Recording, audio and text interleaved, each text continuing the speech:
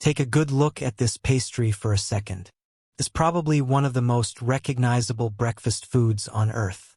Walk into almost any cafe, from Paris to New York, from Tokyo to Dhaka, and chances are you'll find one sitting proudly behind the glass display. Most people immediately associate it with France. In fact, for many people, the croissant is France. It represents Parisian cafes, elegant breakfasts, slow mornings, and that unmistakable smell of fresh butter. But here's the fascinating twist. The croissant isn't actually French. In fact, if you traveled back several hundred years looking for the first croissant in France, you wouldn't find one. The pastry that millions of people consider the ultimate French food actually began its journey hundreds of kilometers away in Austria. And believe it or not, one of the most famous stories you've probably heard about its origin is almost certainly false. Today, we're separating legend from history and uncovering the remarkable journey of one of the world's greatest pastries. Let's begin where the real story starts. Not in Paris, but in Vienna. Long before the word croissant existed, Austrians were already baking something known as the Kipferl. Historical records mention the Kipferl as early as the 13th century, making it one of Europe's oldest documented pastries. Unlike today's flaky croissant, the original Kipferl wasn't laminated with butter.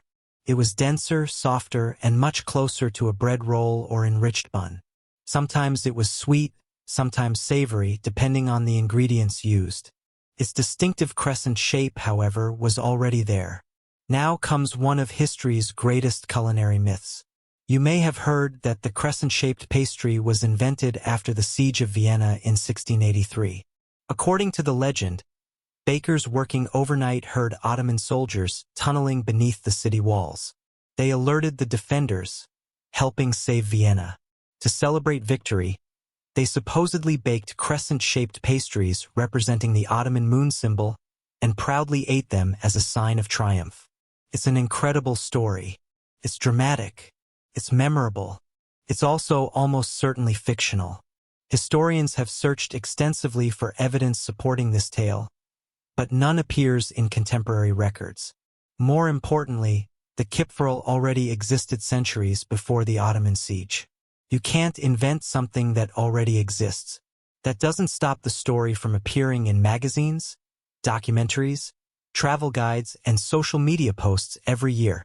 It's a perfect example of how a compelling story can become more famous than historical evidence. Another legend is just as popular. Many people believe that Marie Antoinette, the Austrian princess who became Queen of France, introduced the croissant to the French court because she missed eating Austrian pastries. Again, it sounds believable. After all, she was Austrian. She certainly would have known the Kipferl. But historians have found no contemporary evidence that she introduced it to France. Considering how famous she was during her lifetime, something like this would almost certainly have been documented. Even more telling is the fact that French cookbooks remained completely silent about croissants for decades after her death. So once again, history disagrees with popular storytelling. The real transformation happened because of business, not royalty. In 1838 or 1839, an Austrian artillery officer named Auguste Zong opened a Viennese bakery in Paris called the Boulangerie Viennoise. This bakery introduced authentic Austrian baked goods to curious Parisians. Among them was the Kipferl. French customers loved it. The bakery quickly became fashionable, attracting visitors eager to experience Viennese specialties.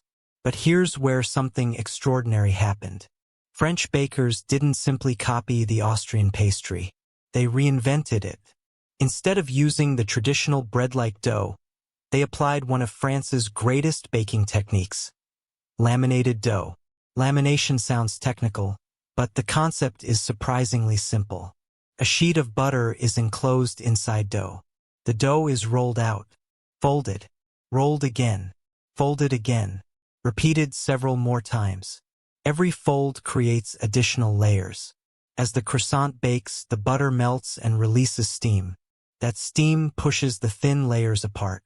The result is the light, airy honeycomb interior and incredibly crisp exterior we instantly recognize today.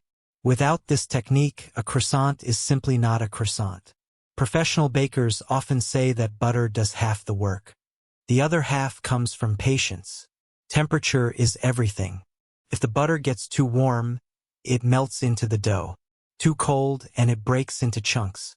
Perfect croissants often require 2 or even 3 days from start to finish because the dough repeatedly rests in the refrigerator between folds.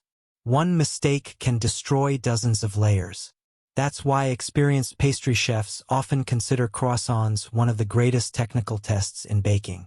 In culinary schools across the world, mastering the croissant is almost a rite of passage. By the early 20th century, French bakeries had fully embraced this buttery innovation. Eventually, people forgot about the Austrian origins. The French version became so successful that it completely overshadowed its ancestor. Today, when people imagine a croissant, they're almost always picturing the French interpretation rather than the original Austrian kipferl. And that's one of the fascinating realities of food history.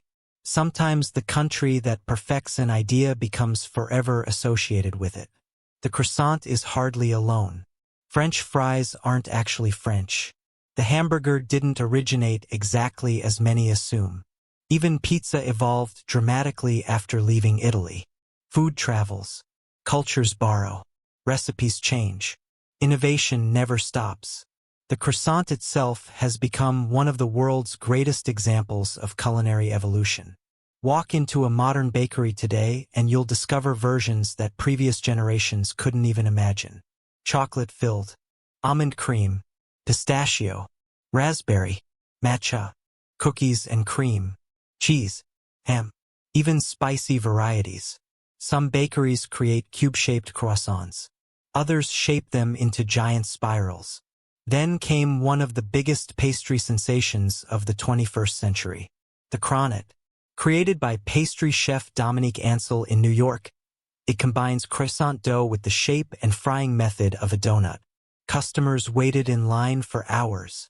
Some even paid resellers several times the original price just to taste one. Soon after came another viral creation, the Croissant, half croissant, half cookie. The flaky pastry is filled with rich cookie dough before baking, creating a dessert that exploded across social media. It's fascinating to realize that these modern inventions all trace their family tree back to a humble Austrian bread from the Middle Ages. Now here's something many people never notice. A high-quality croissant should actually make a surprising amount of noise. Listen carefully the next time you bite into one. That crisp crackle isn't accidental. Professional bakers often judge a croissant by its sound. The louder and crisper the first bite, the better the lamination usually is.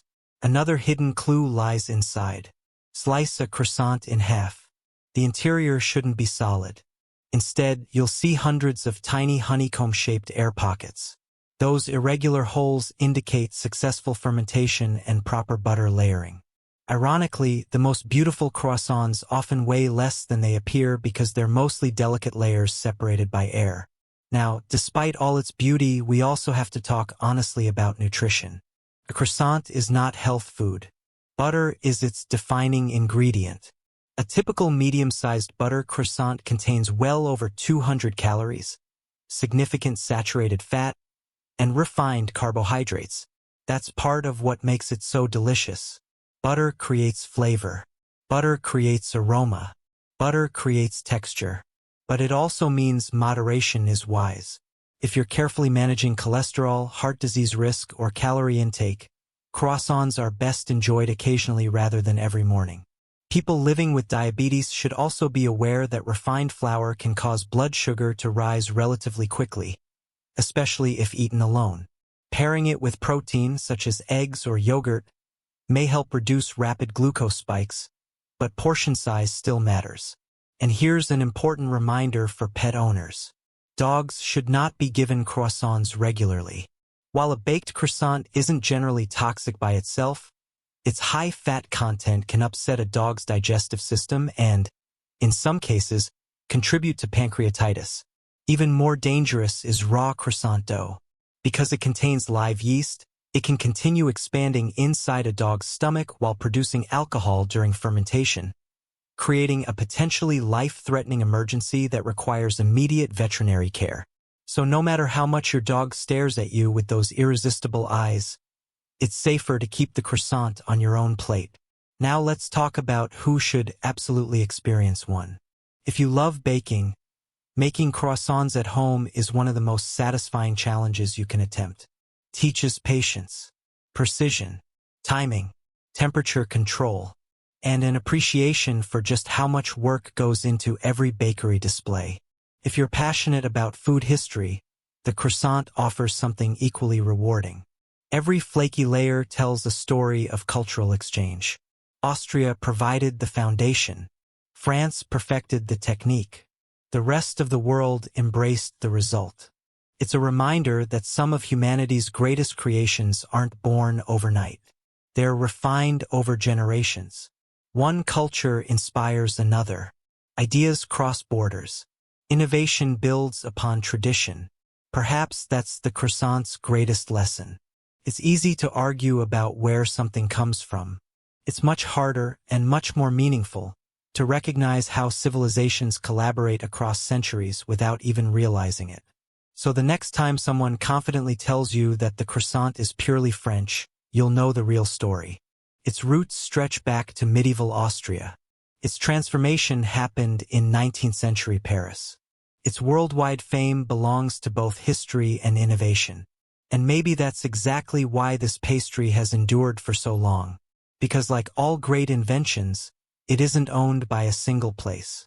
It's the result of curiosity, craftsmanship, and the willingness to improve something that already existed. As for my rating, for taste, craftsmanship, cultural importance, and the sheer happiness created by that first buttery bite, it's an easy 5 out of 5. Nutritionally, let's just say it's a celebration food rather than an everyday necessity. And honestly, maybe that's how it should be.